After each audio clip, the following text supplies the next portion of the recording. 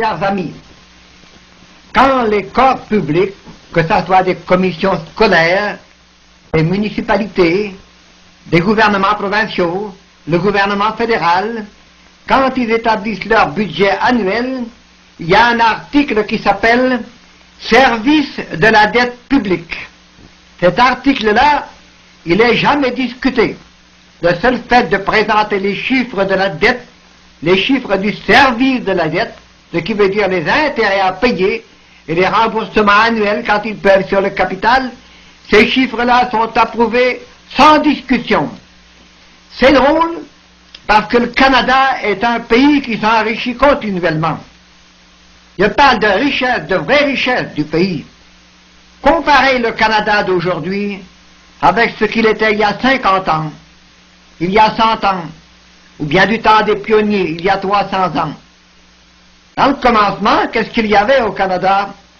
Des forêts, des bêtes dans les forêts, des Indiens qui se cachaient, des Blancs qui venaient pour essayer de faire quelque chose, qui étaient obligés de travailler dur et puis de se défendre. On ne pouvait pas produire beaucoup de richesses dans ce temps-là comme aujourd'hui. Depuis, le Canada s'est développé avec des champs, des fermes, des routes, des églises, des écoles, des hôpitaux. On a le Canada actuel immensément plus riche qu'il y a 50 ans, 100 ans, 300 ans. Pourtant, comparez la dette publique, on appelle ça dette publique, la dette publique du Canada d'aujourd'hui avec le Canada de ce temps-là, d'il y a 50 ans, 100 ans, 300 ans. La dette publique, la somme des dettes municipales, provinciales, fédérales, sans compter les dettes scolaires, les dettes de fabrique et d'autres. Vous remarquerez une chose, on est beaucoup plus riche, beaucoup plus développé et beaucoup plus endetté. Comment cela se fait? Qui est-ce qui a développé la richesse du pays? À qui sont dues ces routes, ces écoles, ces hôpitaux, ces chemins de fer, ces églises, tout ce développement, ces fermes, ces usines? Qui est-ce qui a monté tout ça? C'est la population du pays, évidemment, ça ne s'est pas monté tout seul. C'est la population du pays qui a fait cela, oui. Et puis c'est elle qui est endettée pour toutes ces choses-là. Elle est endettée, obligée de payer les choses qu'elle a fait elle-même, obligée de payer, et de payer à qui? Pas ceux qui l'ont fait, ceux qui ont fabriqué les choses, ceux qui ont travaillé, ont été payés par un salaire, et avec le salaire, ils ont acheté les produits qui étaient faits par d'autres. Si on a pu construire une école, par exemple, les constructeurs de l'école ont dû se nourrir, s'habiller. S'ils ont pu le faire, c'est parce qu'il y avait d'autres personnes dans le pays qui produisaient de la nourriture ou des habits. Ça veut dire que c'est la population dans son ensemble qui a produit ces choses durables qui ont été faites et qui existent encore aujourd'hui. C'est donc le fruit du travail de la population, ajouté aux ressources naturelles qui appartiennent aussi à la population.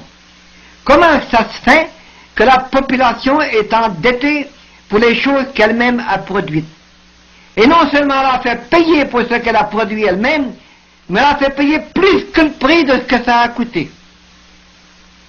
Par exemple, vous empruntez pour bâtir une école, vous bâtissez l'école, c'est la population du pays qui fait tout ça, tout ce qu'il faut pour bâtir, bien pour nourrir ceux qui bâtissent, etc. L'école a peut-être coûté 300 000 $. Vous allez prendre 20 ans pour rembourser ça, vous remboursez 2 fois, 1 fois et demi, 2 fois, quelquefois davantage le prix si on prend plus de temps. Pourtant, on ne devrait payer que ce que l'on consomme. Vous achetez un pain, vous ne le mangez rien qu'une fois. Si on vous le fait payer 3 fois, vous dites c'est absurde. Et acheter mon pain, il ne peut pas le consommer 3 fois, vous ne le payez rien qu'une fois. Bien. Les écoles, on ne les consomme même pas toutes et on les a déjà payées 2 fois, quelquefois 3 fois. Le maire de la ville de Kenogami nous disait un jour, notre aqueduc municipal, on l'a déjà payé 3 fois et demi et puis on le doit encore. Est-ce qu'il est encore debout de votre aqueduc? Certainement. Alors vous ne l'avez pas consommé, vous n'avez même pas consommé 1 fois, vous l'avez payé 3 fois et demi? C'est absurde, ils comprenaient bien ça, c'est absurde. Pourquoi est-ce que c'est le même? C'est à cause d'un système financier absurde. Oh, un système financier voleur. Il a commencé par voler le crédit de la société. Qu'est-ce que c'est que le crédit de la société? C'est ce qui fait confiance au pays, à la population qui l'habite. Le crédit, c'est la base de l'argent. L'argent servirait à rien s'il n'y avait pas de produit dans le pays. Et ça servirait à rien de faire de l'argent s'il n'y avait pas une population pour exploiter les ressources naturelles pour faire des produits. L'argent est basé sur la capacité de produire de la population. Cette capacité de produire appartient à la population. Il y a bien le crédit personnel d'un ouvrier, le crédit personnel d'un autre, mais s'ils travaillaient isolément, sans rapport les uns avec les autres, chacun essayant de faire tout pour lui-même, il y aurait beaucoup moins de production. Ce beaucoup plus de production, c'est cela qui est le crédit de la société. C'est le crédit social. Or, les financiers, plus particulièrement les banquiers, ont pris, pour ainsi dire, la propriété de ce crédit social, ils transforment eux-mêmes en argent. Ça n'est même pas le gouvernement qui change ce crédit de la société en argent. Ça n'est pas nous, ça n'est pas la population, ni nos représentants, ce sont les banquiers seuls qui ont le pouvoir, parce qu'on leur a donné le droit là, ils ont le pouvoir légal de changer le crédit de la société en argent. Et quand ils l'ont changé, ils prêtent cet argent-là. À qui le prêtent-ils? Aux propriétaires du crédit social. Ils le prêtent aux producteurs pour produire. Ils le prêtent à la population pour faire des choses. Et après l'avoir prêté, ils vous le rembourserez. Et vous me paierez de l'intérêt encore pour avoir pris votre crédit puis vous l'avoir prêté. Peut-on imaginer quelque chose de plus absurde? Et le résultat de tout cela, c'est que la production et les producteurs sont à la merci de ceux qui prêtent le crédit de la société. Ils sont à leur merci. Les financiers, les banquiers qui vont prêter de l'argent peuvent refuser de le prêter ou mettre des conditions impossibles. Ils mettent l'intérêt, le terme qu'ils veulent pour se faire rembourser. Si on n'accepte pas leurs conditions, on est obligé de se passer de l'argent, de se passer du crédit qui nous appartient. Et si on accepte leurs conditions, on s'endette. Et on s'endette pour toute la production qu'on va faire et au-delà. Et à cause de cela, bien, il y a la production souvent paralysée, ralentie, et on n'est pas les propriétaires clairs de ce que l'on produit. Voilà du côté de la production. À part de cela, comment faire pour se procurer les produits qu'on a faits? Il y a des produits qui sont à vendre. Les écoles ne sont pas à vendre, elles sont à utiliser. Mais il y a des produits qui sont à vendre, qu'on appelle les biens de consommation. Il y en a dans les magasins, ces produits-là. Puis on en a besoin dans nos maisons. Que faut-il faire pour les obtenir? Il faut les payer. Avec quoi? Avec de l'argent. Ah, où est-il né cet argent-là? Il est né dans les banques. Comment nous est-il venu? Par les salaires, ou bien par les dividendes industriels, par les octrois qui viennent des taxes, par les salaires qui viennent de l'argent que les producteurs ont emprunté justement des exploiteurs de notre crédit social. Et l'argent qui nous vient par les salaires et autrement n'est jamais égal au prix. Parce que dans le prix, il y a d'autres choses, il y a des charges financières, il y a justement l'intérêt qu'il faut rembourser aux banquiers. Il y a des paiements qu'il faut lui faire avant même que le produit vienne sur le marché. Ensuite, il y a des taxes qu'il faut donner au gouvernement pour le service de la dette publique. Il y a des réserves qu'ils sont obligés de faire pour remplacer les biens quand ils vont être usés. Tout ça, c'est pas distribué, cet argent-là, il est dans le prix. On n'est pas capable de les payer, et le système financier, devant notre incapacité de payer, nous laisse dans la dèche. On reste là, avec des besoins, en face de la production abondante qui est faite. Et en face de la production éminemment plus abondante qui pourrait être faite, si on n'y mettait pas justement l'obstacle financier. Quand vous avez 500 000 chômeurs dans un pays, ça représente une production d'au moins 2 milliards de richesses qui n'est pas faite. Et de la production pas faite dans l'année, pourquoi? Parce qu'on a laissé les chômeurs chômer, pourquoi? Parce qu'on n'avait pas l'argent pour acheter la production qui était faite. La population dans son ensemble n'est pas capable de payer la production qu'elle fait. La production qu'elle fait pour les biens de consommation.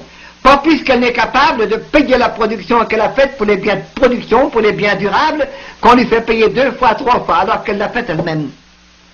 On ne dira pas que ce n'est pas une absurdité. C'est le vol le plus manifeste, le plus gigantesque qui ait jamais été inventé.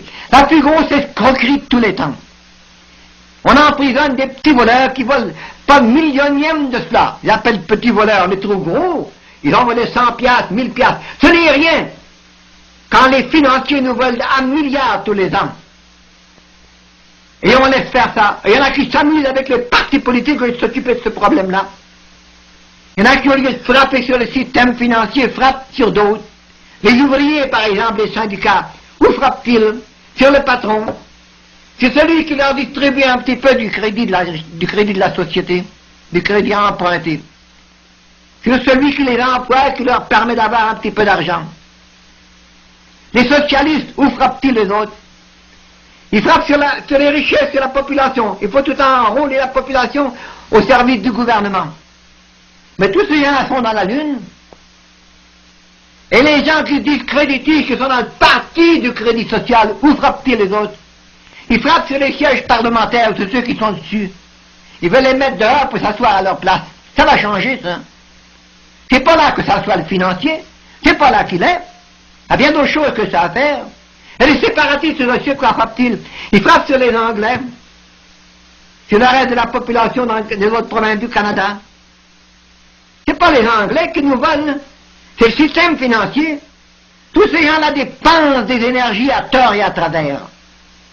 Au lieu de les mettre à la bonne place, à la bonne place. Et les résultats de tout ça, ça n'est pas seulement de rendre le monde les uns contre les autres, comme on fait, ça met le monde dans l'embarras, dans l'insécurité. On n'est pas sûr d'avoir notre pain aujourd'hui, on n'est pas sûr de l'avoir demain. Alors que le soleil brillera encore demain, que la pluie tombera encore, que le sol produira encore, que les cultivateurs ne demanderont pas mieux que de remplir nos étagères, alors que les industriels ne demanderont pas mieux que de travailler, alors que les chômeurs ne demanderont pas mieux que d'aider à faire plus de production. Un système absurde, un système de voleurs, un système qui nous fait nous manger les uns les autres, et un système qui met l'insécurité, l'anxiété dans tous les foyers, à nous rendre matériels, on est pris par les soucis matériels constants, alors qu'on devrait débarrasser de tous les soucis matériels en pas de temps de richesse. Voilà ce qu'il faut comprendre. Étudiez le journal vers demain, vous le comprendrez. Recevez les pèlerins de Monde Meilleur, les bérets blancs qui vont chez vous pour vous présenter le message, et vous verrez qu'il est bien plus intéressant que ceux des politiciens avec leurs divisions et leurs ambitions.